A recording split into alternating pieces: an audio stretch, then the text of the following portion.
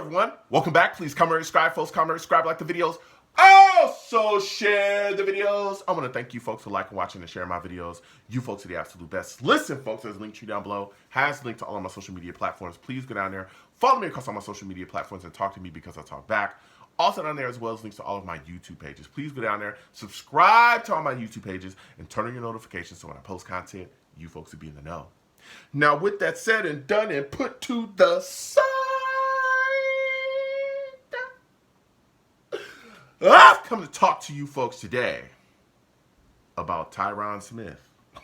Oh yeah, for those of you that may not know, Tyron Smith is a New York Jet. The Jets have just signed Tyron Smith. Whoa, right? Whoa, okay. We see what's going on here. All right, Joe Douglas making those moves. Listen, and we have to have the discussion surrounding it, okay? Now, the Jets have signed Tyron Smith to a one-year deal. It's got a lot of incentives, and it could be up to $20 million, okay, with those incentives. It can go up to $20 million.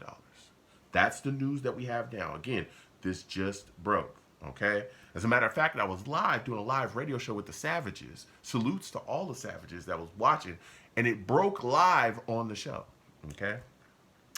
Now, here's my thoughts on this situation.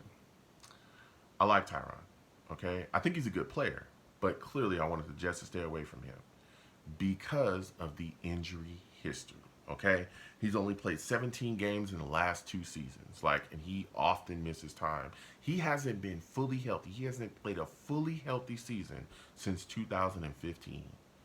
I think in 2022 he only played 2 games.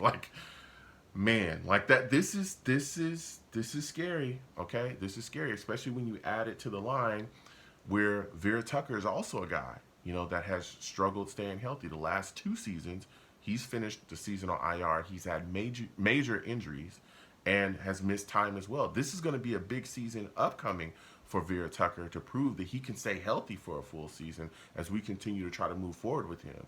But, Vera Tucker's phenomenal, but he's got to stay healthy. So you add Smith to that mix as well, and you got to wonder if this Jets line can stay healthy, they could have something for real. This could be a solid line if they stay healthy, which is a big if, especially, again, with Tyron Smith. Now, when you look at the situation, you got Smith at left tackle, you got Simpson at left guard. Not in love with Simpson, right? Not in love with that signing, but he can be solid there, okay? You got Tippmann at center, you got, AVT at right guard, and you got Morgan Moses at right tackle.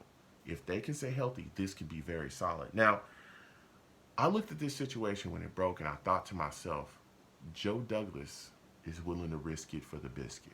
Okay? He's willing to risk it for the biscuit. Maybe Woody, again, put that pressure on him. We heard Woody Johnson talking. We heard him talking, this offseason, and he made it very clear, bro, I'm not accepting a 7-game season again. It's not happening. We all know that the seat is hot. We all know that. We all knew coming into the offseason, going into this draft, going into this season, that if this regime does not get something done next season, with Aaron Rodgers coming back fully healthy, you're up out of here. Y'all all cooked. Okay? Y'all all cooked. Y'all all are going to be fired. That's the notion. That's what everybody's thinking, and it, pretty much was lending credence by Woody Johnson and some of his comments this offseason, So the offensive line has been a major, question mark, and Joe Douglas addressed the right tackle position. He addressed the left guard position, and there was a gigantic hole there at tackle, and, he said, hey, I'm grabbing Tyron Smith, $20 million 1-year deal. Now, I thought that he would go into the draft and get himself a tackle, but he said, hey, this is what I'm going to do, and Tyron Smith is now in the building. Now when you start to speak about the draft, you start to ask yourself, with Tyron here now, our left tackle's here, what will the Jets do in the draft? This really does open up opportunities, right, for things to happen. You start to say to yourself, could the Jets possibly move up and grab maybe a wide receiver that they covet? We know that to this point that I'm talking, maybe they grab a free agent wide receiver. Who knows, right? They're still out there. I know Tyler Boyd's out there still. I know Mike Williams is out there still. I think he's going to see Carolina soon. Like, there's guys that can still be grabbed. Some Jets fans want OBJ into this building. I'm not here to knock y'all, okay? But I'm just saying that there's names and guys that are out there. And so you start to wonder, do the New York Jets look at this situation and go, we're going to go into the draft and we're going to utilize capital, maybe trade up now that we have our left tackle in place. We're going to use capital, trade up, and grab another playmaker to pair with Garrett Wilson, and we go into the season and we go run. Is that something that could be done? A lot of people was talking about Marvin, Harrison Jr. There's a lot of people talking about Undunes. There's a lot of people talking about Nabbers. A lot of people talking about some wide receivers that are in this class that could be grabbed, but probably are going to be gone before 10. And the way I look at it is, especially with the Chargers getting rid of Keenan Allen, getting rid of Mike Williams, that's a team that's ahead of us as well that is primed to take a wide receiver. I know there's talks about the Cardinals taking a wide receiver. There's talks about the Giants taking a wide receiver. So it's going to be very interesting if they want to move up and get a playmaker or a wide receiver, which I don't know if they'll do that. I think, to me, in my personal opinion, I don't think they'll do that. I think, and this is just my take, and I want to hear from y'all, comment down below. I'm thinking that the Jets at this point still stay at 10 and more than likely will still take a tackle. Let me tell you why. Tyron Smith hasn't shown you that he can be healthy for a full year. This is only a 1-year deal, keep in mind, okay? He's also, older as well. He's in his 30s. You also got Morgan Moses on the other side as well. He's in his 30s. He's on the last year of his deal as well. There's really no answer after these two guys, after this 1 year. You have a draft class with a couple tackles, in it that are really good. You can still grab one of those guys, sit them on the bench behind, either one of these guys, and allow them to learn and allow them, to go out there next season when you want to move on from, whoever, and let that happen and let these young guys play up. You got your right tackle or your left tackle, depending on if you grab Olu or whatever. If you want to grab Fuaga, if you grab Olu, whoever is there, right? And you got your next young tackle in place and you can have them in play. Also, if you go tackle, right, at 10, what happens if one of those guys go down, especially Tyron Smith because of his injury history?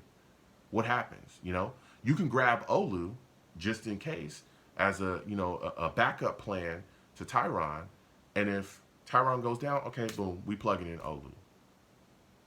That's a thought process, especially, again, when you need to do whatever it takes to protect Aaron Rodgers, okay?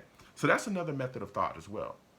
But another method of thought about this situation is, what if you just trade down, gain capital, and still are able to take a player, maybe a tackle, later on in the draft? Because there's guys that are talking about being there that can still be solid guys to bring into the building. Morgan is one of them.